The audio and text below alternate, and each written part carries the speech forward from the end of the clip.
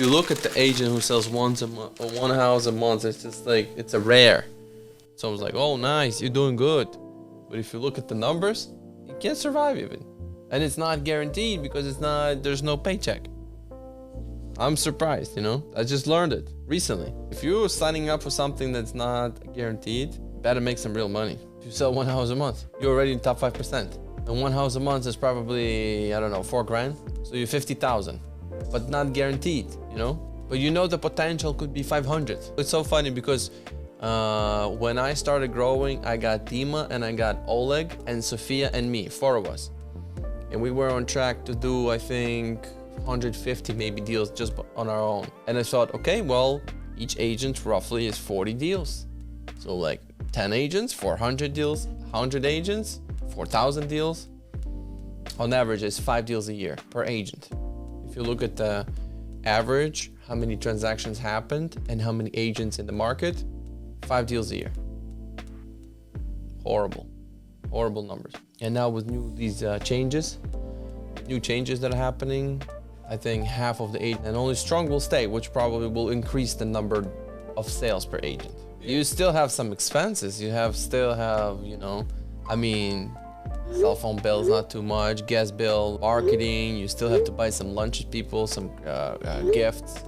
You still have to spend some money and you just, barely breaking even, trying to pay your bills. I remember one time I was brand new in the business and I listened to that YouTube video and the guy says, don't listen to realtors, they're all broke. I was a realtor, I was broke. Trust me, they're all broke. And I'm first year in the business. I'm like, uh-oh, I think I signed up for this idea that I thought it's money making, but maybe they're all broke. Maybe he's right. And they all, 90% broke. But it's not hard to get to the top. It's just the way people get into the business, the expectations are not right. When you get into a restaurant, you know what you need to do, right? You gotta lock in the menu, food, people, chef, location, bunch of expenses, wipes out already a bunch of people. Only those are committed. But here, I just get my license. My friends will buy with me. And that's what, messes up the numbers. Like videographer, you are doing a video. You have to know what you're doing. You gotta learn the equipment. You gotta learn the editing. You gotta spend some time. You know what you're gonna be doing. You can already figure it out. Okay, I like it or I don't like it. I'm gonna do it or I'm not gonna do it. But in real estate, people think that clients come to you, you just open doors and it's fun because you look at the houses. It's not. Because you need to find people. But for you, it's the same thing. You also have to find people. You gotta market yourself. You're marketing others, you gotta market yourself too. So when you're in a business owner seat, you have to, that's your number one priority, is to find customers and then serve the customers. Find customers, serve the customers. And then you're getting into a little bit of operations, right?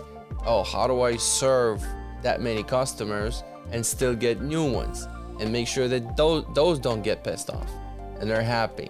And now you're in a customer service, operations. Depends on how big you want to grow, but there's a lot of areas to improve. We started doing the weekly meetings at the office every week by EOS. I read the book Traction on Vacation, and there's a system how you run the business. Every business needs to be run on operation system. And now we start implementing 90-day goals, a-year goals, 10-year goals, break it down into weekly meetings, have some things to work on. Every meeting we have a list of things to work on. I don't know how you can build a business without having things to work on, delegating and knowing what to focus on, and then meet another week. Okay, are we on track? And the list gets big and big and oh my God, we have so much things to do, And every week there's new things to do. There's some people that just don't throw in anything. They just come to work and go to home. Come to work, go to home, and business just stays flat. What made you different? Because I wanted to sell 100 houses a year, make a lot of money. So I listen to a lot of podcasts and YouTubes and just try to figure out what they do and is it possible. And I've learned that it's very possible. A lot of people do it. It's just they're all over the country. You don't see them, but you can hear about it on podcasts. So listen what they do, picked out some good nuggets, tried everything, see what works for me, double down, and it's working. You just have to put in today in the office, 8:30. I'm the first one opening the place, It's you just have to show up every day. Same time, keep showing up, things start to happen. You put in the work and things start to work. And sometimes you just have to wait, be patient. Like some of our agents, they're growing within 3-4 months in the business. It took me 8 months to sell my first property that I sold to myself. And every single day I wanted to give up and quit. You stick with it. Same thing with the brokerage. I opened it up. I don't even know the reason I opened it up.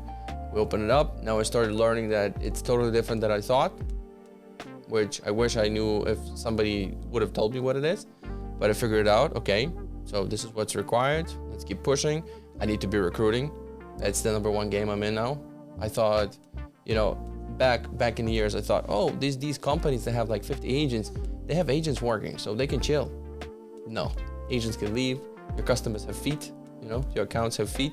They walk any moment. So you have to be working on the environment, making sure they're comfortable where they are. So now you have just a different job, but it's a scalable job.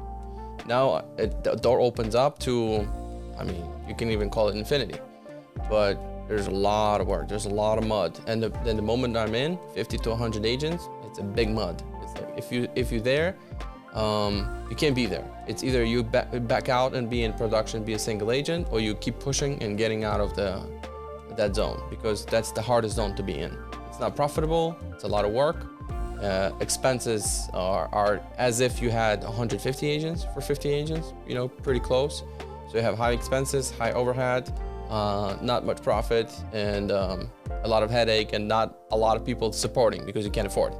One thing you're trying to get them to step out. Get out of comfort zone, lead generate, and meet new people. That's like, you have to get out of the comfort zone. I wrote in my Facebook group, Chicago Real Estate Agents, I wrote that comfort zone is like gravity. Keeps pulling you down, keeps pulling you down. You always have to fight it to grow, It's like every day you come to the office, like, yeah, let me just open Facebook and scroll some YouTube and do nothing, and maybe design like Canva. And then at the end of the day, you feel like shit because you didn't do anything.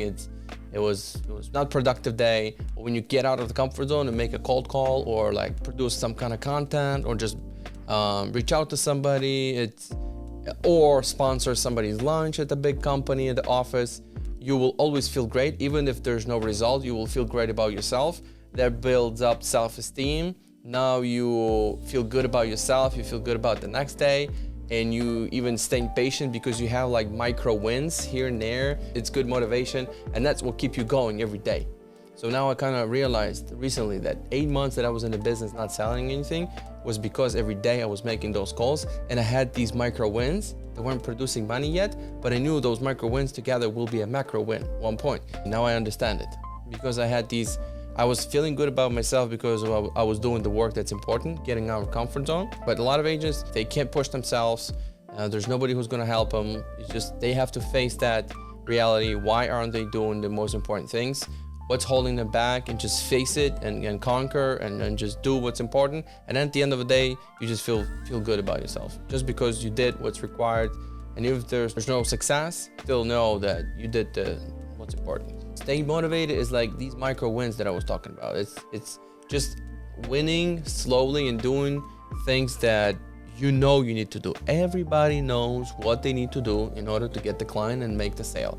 Everybody knows about open houses and driving even far to meet the client and show the property, or just cover somebody for a showing. Just start doing so many activities and don't even focus on what's my ROI on my time. You need to do anything possible to make that first sale, whatever possible way you can achieve it. Just do that first sale. These things will make you feel good about yourself because you're growing, and you will see a light at the end of a tunnel, and people will notice it, and here and there you will bump into a deal, and then that will keep you going for another month or two. And then if you keep doing the most important activities, you'll get another deal going, and that's how you'll get going. But if you need to pay the bills, you gotta pay the bills. So I would focus on for sale by owner calls.